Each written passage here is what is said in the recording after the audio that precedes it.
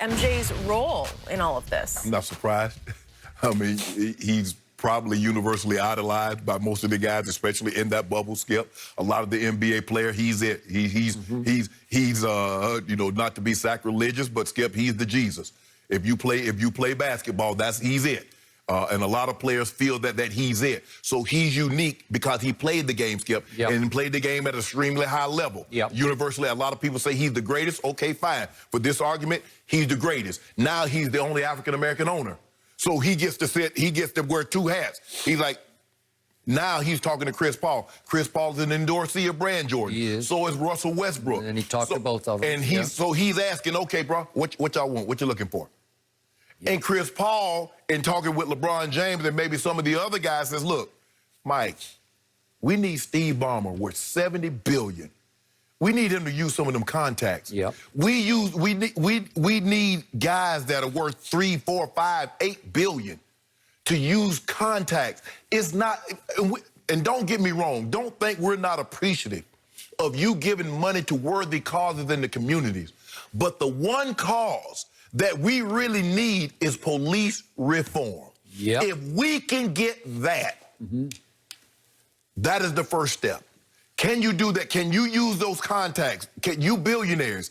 Can you reach out to attorney generals? Can you reach out to DAs? Can you reach out to mayors and your states and local senators? Can you do that for us and ask them to get legislation, policing reform? Can we get that? That's what we need, Mike. And we don't feel, we appreciate the slogans, we appreciate the symbols, but now we need some substance. Because, Skip, I don't care how fancy the cake, does the cake taste good?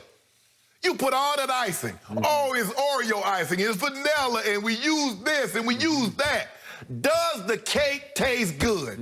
Okay, Black Lives Matter and say her name and how many more and vote reform and all that.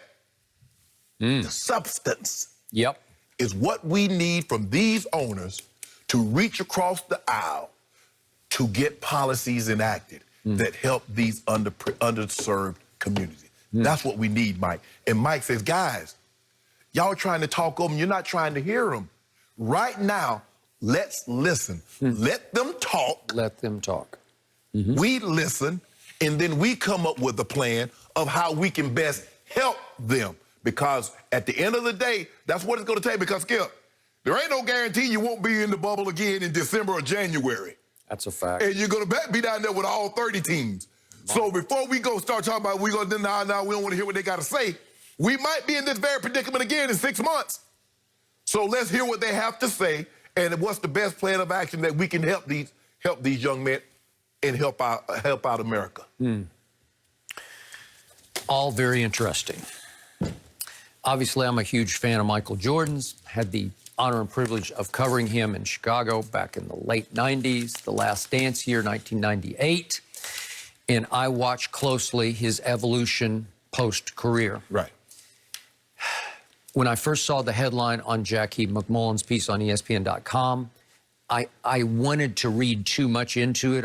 I wanted it to be that he was the saving grace figure, you know, like he saved the season. The more I read of it, I'm not sure he saved the season.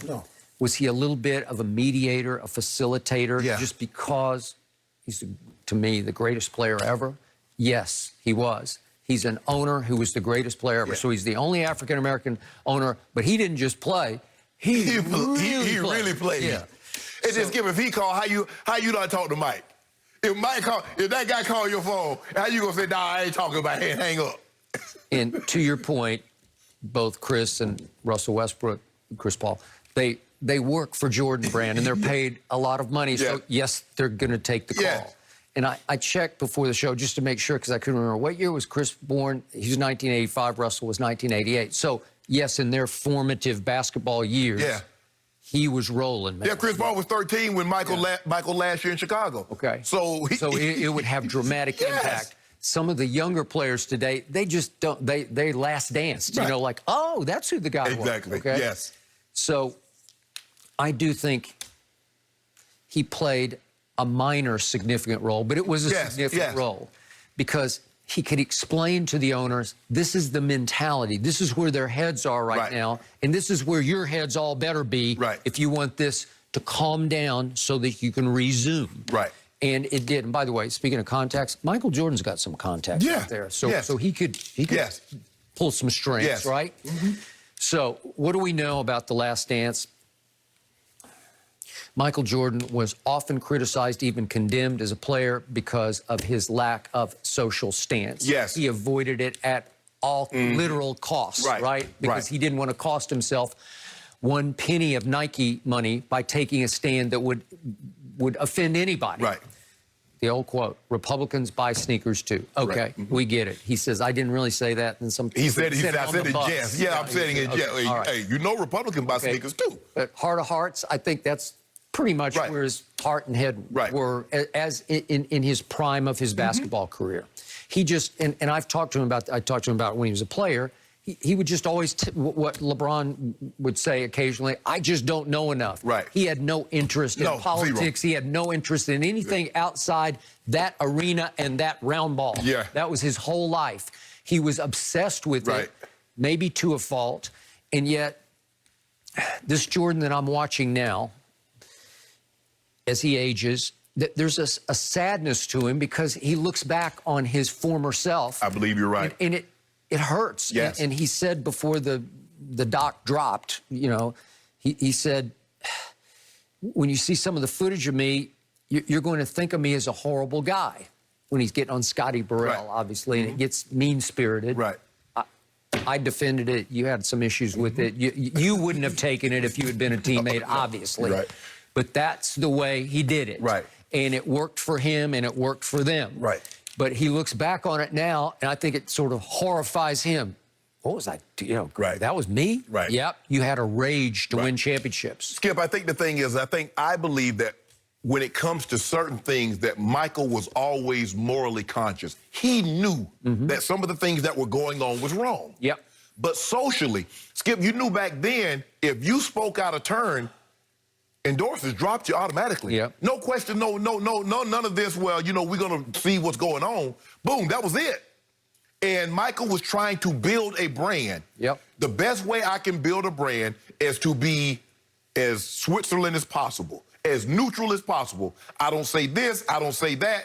Everybody, you know, everybody is you know, the one community might be saying we need you to say more, but the other community is like, well, he's saying just enough. And so Michael took that approach. As he looks back, maybe if I'd have spoke out, because I am Michael Jordan, maybe if I'd have spoke out, maybe some things could have been different. And I think sometimes he plays that back in the back of his mind, Skip, is that, maybe I should have, because remember, Craig Hodges tried to get Michael and Magic to boycott the NBA Finals. Game 1. In Chicago. When Rodney King situation. It was right after it. Yes. So in the throes of it. Yes, it was. And then, you know, that's an interesting point. That was going to be, now that's a boycott. That's game 1 of the finals. NBA Finals, yes. Now that's a message. Yes. So I think... And by the way, both Michael and Magic said no. No. and Skip, really back then, unless they took your livelihood away, you didn't, I mean, Ali, they took it, he's like, no, I'm not going. And they took his livelihood away, but he was standing on the principle, this is my religion, I don't believe, I live in America. Them Viet Cong ain't did nothing to me. They ain't turned no water holes, they ain't turned no dogs on me, they don't deny me the ability to come into a restaurant or anything. But you really gonna kill them? I got no quarrel with them. Yeah, he said the Viet Cong ain't calling me no in. He say so, but I think Michael looks back as like, maybe there are some things that he should have, because a lot of times athletes don't, especially when you're that good, Skip, you become so selfish, you dedicate all your time to your craft, like Tom Brady. Tom Brady is going to look back and not going to have 1 ounce of regret about his playing career, because, Skip, he's done everything. He's eaten, he's trained to be this. But Michael... But Tom, maybe with a daughter or son, might say, I should have been there. Maybe there's a recital I should have went to. But Skip, when you get to that level, you're going to miss something. You resign to that fact. You have to become selfish, and you have to have a partner that's willing to understand that.